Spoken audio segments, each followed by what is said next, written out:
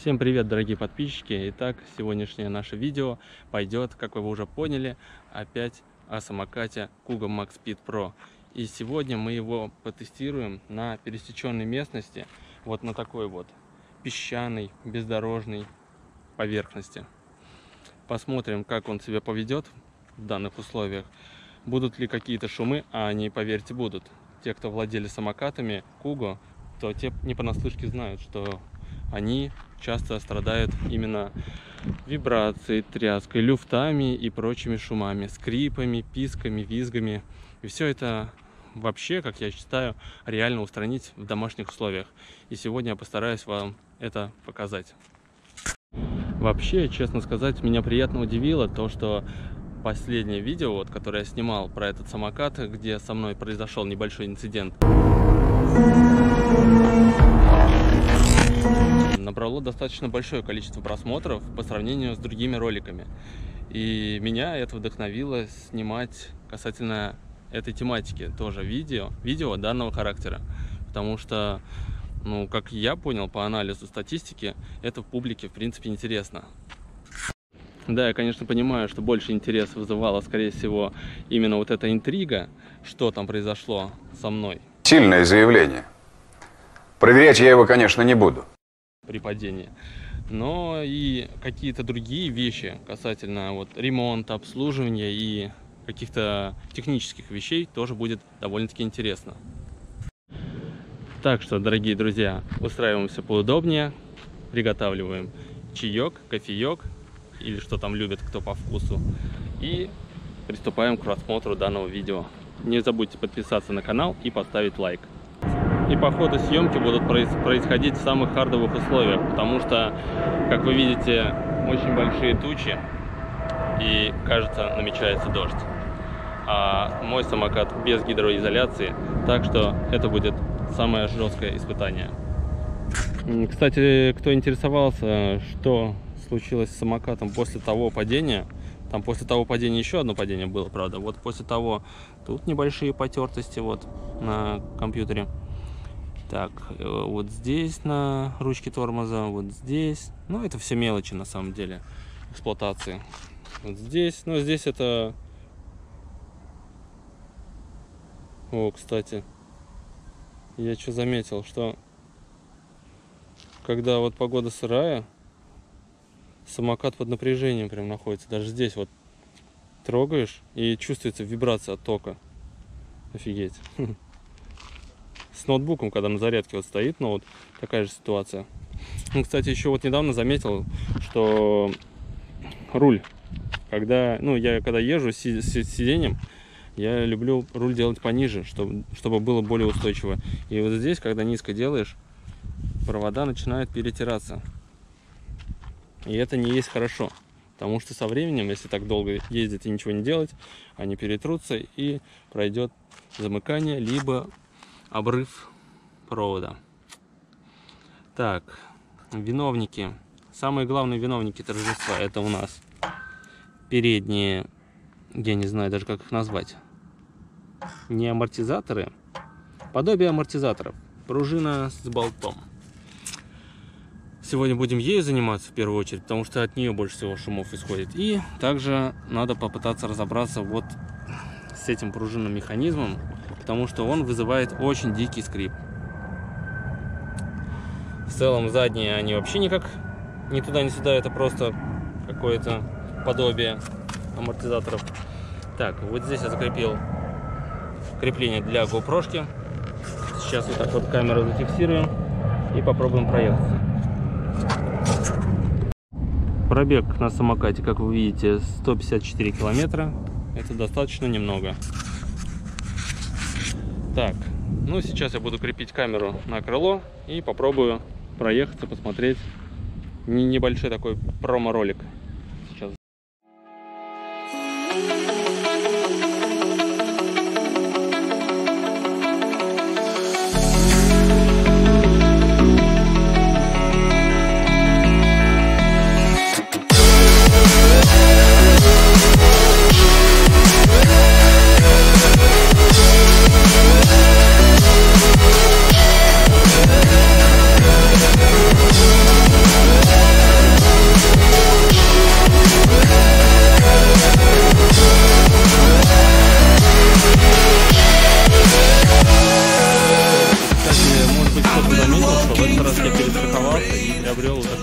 защиту, налокотники, наколенники, перчатки, вот наколенники, потому что после того раза присутствовала небольшая боязнь какая-то, также повредиться, как и в прошлый раз, и поэтому еще заказал себе шлем на голову, ну такой любительский, не прям профессиональный, как на мотоциклах используют, а чисто, ну вот для того, чтобы, когда происходят такие инциденты, голова, зубы и части лица оставались целыми и невредимыми.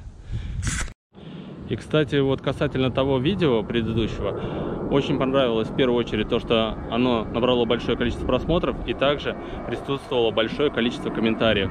Комментарии помогают развиваться, проводить какую-то работу над собой. Пожалуйста, дорогие друзья, пишите комментарии, не стесняйтесь, задавайте вопросы. Также можете критиковать. Я очень люблю конструктивную критику. Не раз уже об этом говорил. Слова словами, а теперь мы приступаем к действию. Вперед! You made this mess and left me with the pieces. Now I wanna burn all the bridges between us. I can't focus, I can't forget. I've been thinking too much lately. I just need to clear my, I just need to clear my head.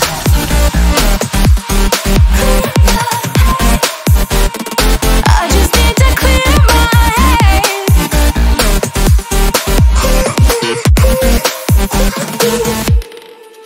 I've been stuck on a memory, but it's not like I need it. And we may have some history.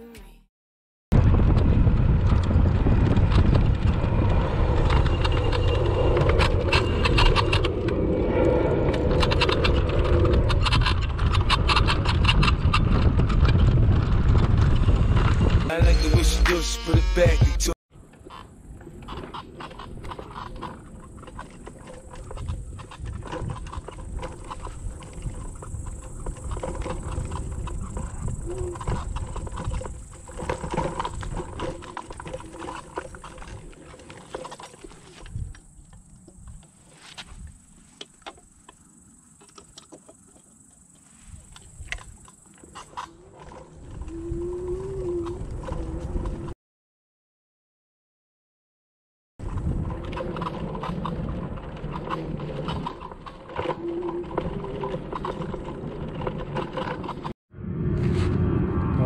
Теперь камеру закрепил непосредственно на переднем крыле, прям где расположен фонарь.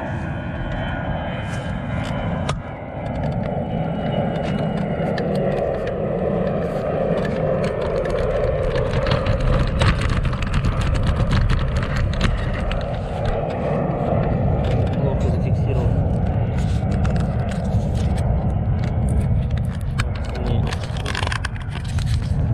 Здесь не отвалится.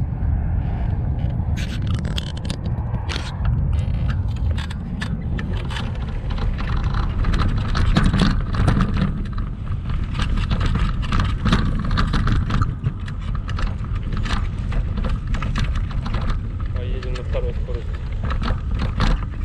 Третью слишком. Главное, чтобы камера не отвалилась прямо на колесах.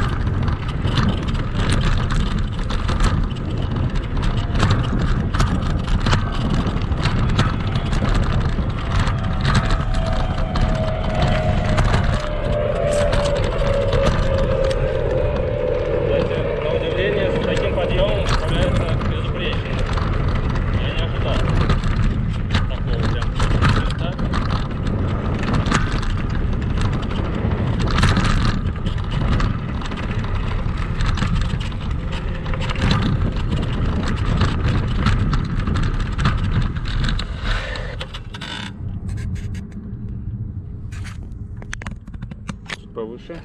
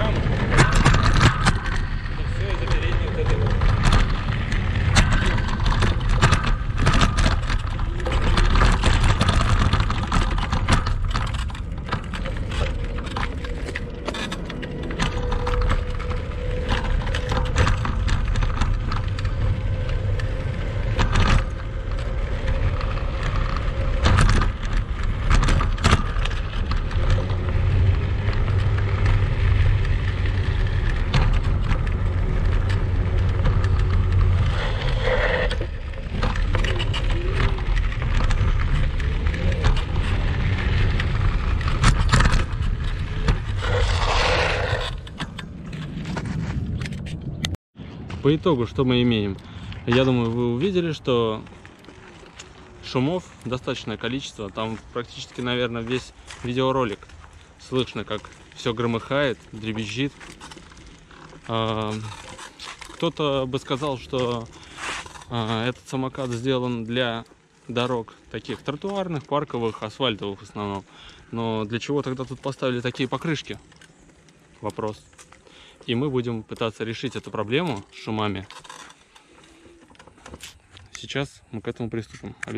Итак, дорогие друзья, сейчас я уже нахожусь дома, и сейчас я буду производить разборку самоката для устранения вот этих самых шумов, которые мы обнаружили в поездке по бездорожью в лесной трассе. Так, вначале, я думаю, мы начнем с вот этого вот амортизатора. Попробуем разобрать, посмотреть, что в нем вообще находится. Далее мы займемся седлом. И уже потом, как вишенка на торте, то есть начнется разборка переднего амортизатора. И постараемся прикинуть какие-то решения. Ну и опять же это все вам покажу.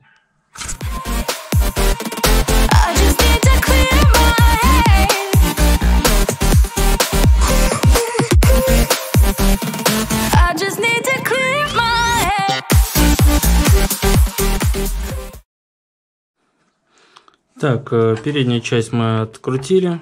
Ну, тут буквально ничего сложного нету. Фиксирующие болты откручиваются сверху. И уже здесь, вот там внутри, там шестигранник. Вот таким вот шестигранником выкручивается уже непосредственно от вилки. Дальше сейчас я это все подробненько разберу. И буду смотреть и думать, где и как, что можно сделать, чтобы не было вот этого стука, биения и так далее. Так, что мы имеем в итоге? Вот эти две пружины. Слышите, как они даже вот просто вот сами по себе звонкие очень. В паре с болтом они начинают по металлу вот так вот стучать. Я думаю, что с ними можно, знаете, как поступить. Первая идея, которая пришла, это обработать их антирезонансным покрытием, как вот динамики некоторые обрабатывают. Такое, как шагрень, ну, такой материал. И тут я вспомнил, что у меня есть покрытие Raptor. Ну, может быть, слышали, вот в основном для машины, для дверных карт. Когда в прошлый раз я делал дверные карты, тоже использовал этот баллончик аэрозольный наподобие Раптора. Вот я думаю, что вот эти пружинки можно в него залить, как раз черного цвета. Это всячески поспособствует шумопоглощению. По болтам в идеале бы какую-нибудь термоусадку на металлической основе, я не знаю, вот на сам болт одеть. Было бы вообще шикарно. Но чтобы он при этом проходил. Потому что там отверстие, ну, практически впритык. Без каких-либо люфтов. Сам же болт, когда прикручивается, он неподвижно сидит. И вот из-за этого люфта, вот люфт, туда-сюда, из-за этого люфта тоже звуки присутствуют. Я думаю, что если какую-нибудь усадочку сделать на него, он же не гуляет вот так, то эта усадочка не протрется и будет тоже в своем роде как-то поглощать эти шумы. Здесь вот, может, видите, резиночка вот такая одета, но она, опять же, сильно не способствует. Нужно что-то такое, чтобы на края болта тоже заходила. Какая-нибудь резиновая усадка, потому что сам болт, я думаю, тоже немножко... Сейчас. Тоже немного... Хотя нет, шляпка не касается. Вот так он, в принципе, звук поглощает, эти колечки. Вот единственный люфт самой этой фигни, самого болта присутствует. Так. И опять же вот эти сами пружины. Но когда на кочку попадаешь, в основном, по-моему, болт стучит. Очень сильно. Да, глухой звук. Глухой, но при этом звонкий. Вот это поворот! Так, сейчас я что-нибудь придумаю. Так, и вот я уже на балконе, и сейчас мы все это дело покрасим вот таким вот антигравием Боди 950. Несколько слоев, и посмотрим, что из этого выйдет.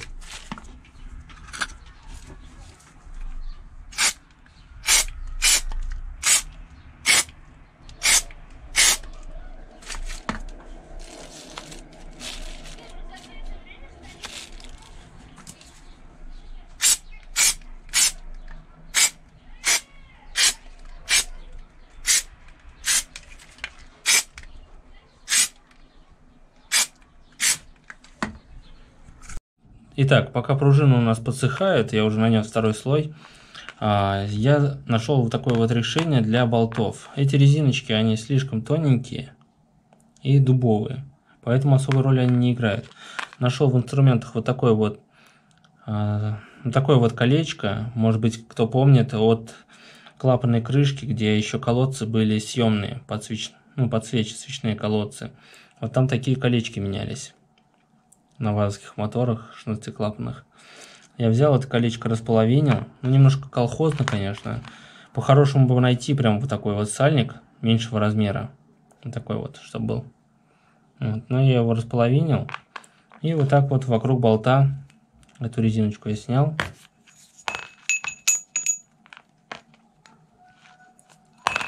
И вот так вот вокруг болта, то есть обвел. Вот он прям идеально садится. И изолентой сверху. Хотел сначала спаять их, но пока что вот так вот попробую, а потом посмотрим. Возможно, найду в магазине автозапчастей резиночки меньшего диаметра и как раз подходящие под мои, как сказать, потребности. Так, пружинки у нас пока что подсыхают. Болты сейчас я второй болт также сделаю. Пока что с самим болтом не решил, что можно сделать. Я думаю, что вариантов немного, потому что изначально я немножко ошибся и сказал, что болт фиксируется намертво. Хотя он как раз и влияет, играет роль штока. То есть вот здесь. Вот. То есть эта часть вот так вот ходит. Поэтому, я думаю, что здесь, на самом болте, ничего не сделаешь. Максимум, что можно сделать, смазки добавить. А так, вот эту часть никак. Это либо болт искать чуть большего диаметра, но в любом случае он от вот таких движений он начнет стираться.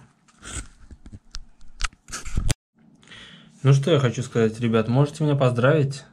Моя мысль сработала. Смотрите, помните, как раньше звенели пружины, а сейчас? Слышите? Более глухой звук стал. Отлично. Сейчас я собираю и уже итоговую вариацию вам покажу. Итак, для большего результата, вот видите, как красиво все, шагрение получилось. Для большего результата вот эти места соприкосновения тоже с железными частями я обмотал большим слоем черной изоленты, практически незаметно. То есть, когда буду уже одевать, это будет практически не видно. Вот здесь видите, ну, грубо говоря, вот такое колечко там, его не видно, поэтому я воспользовался синей изолентой. И здесь уже сам болт, чтобы об пружину не терлось ничего, тоже вот с таким шумопоглощающим материалом отделал. Далее надеваем пружину.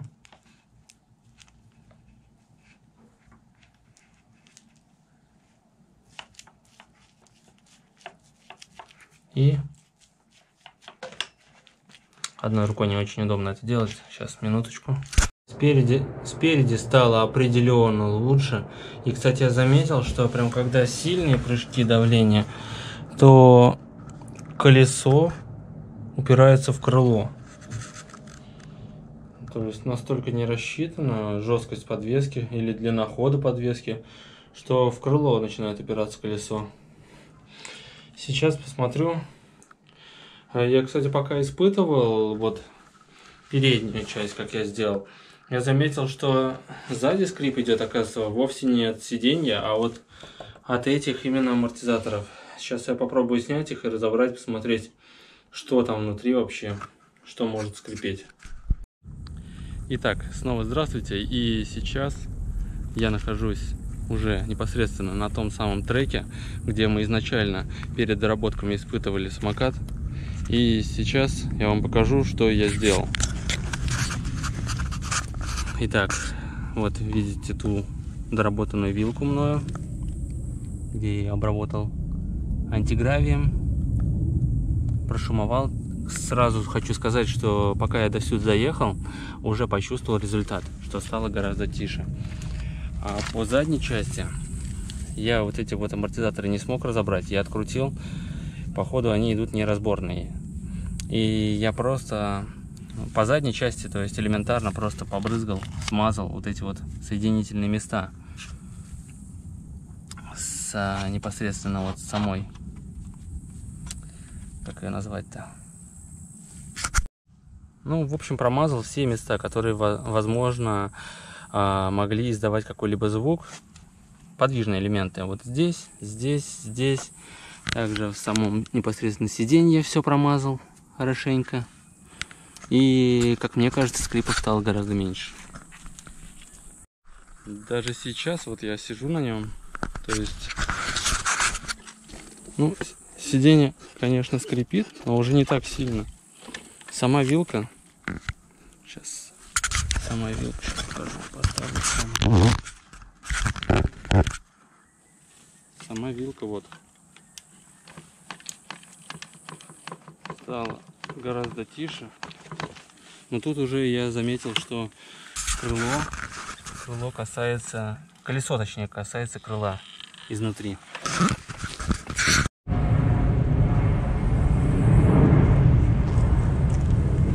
Так, ну что, камеру я закрепил на голове. Приступим. Поехали.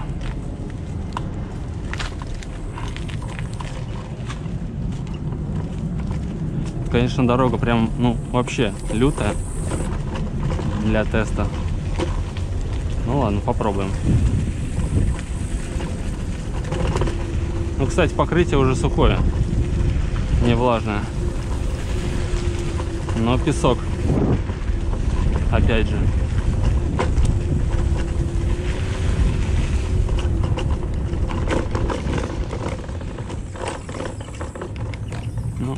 Ну, на таких камушках, конечно, будет слышно.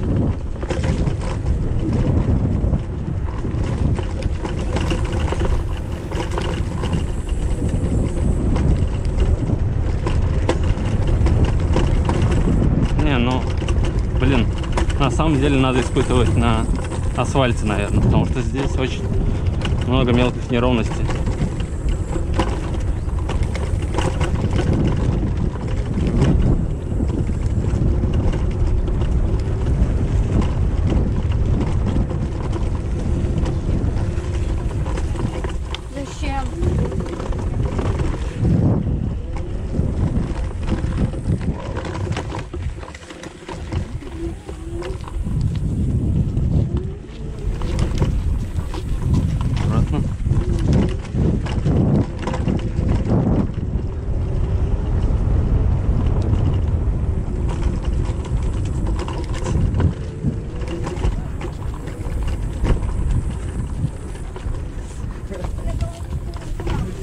Ух, бля.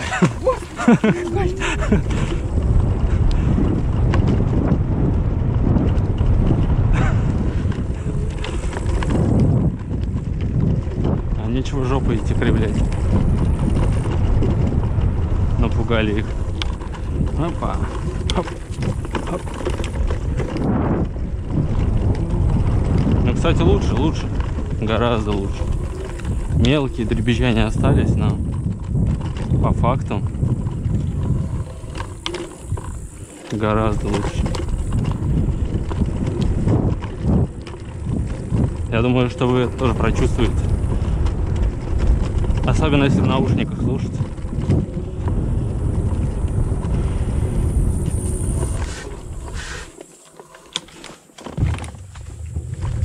Уточки. Уточки.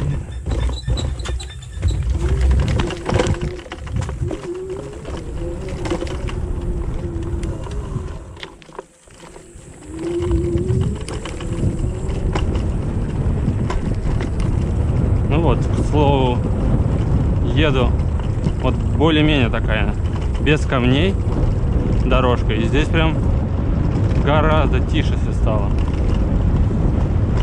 Я не знаю, меня слышно, нет, из-за ветра на такой скорости. Хотя скорость 25.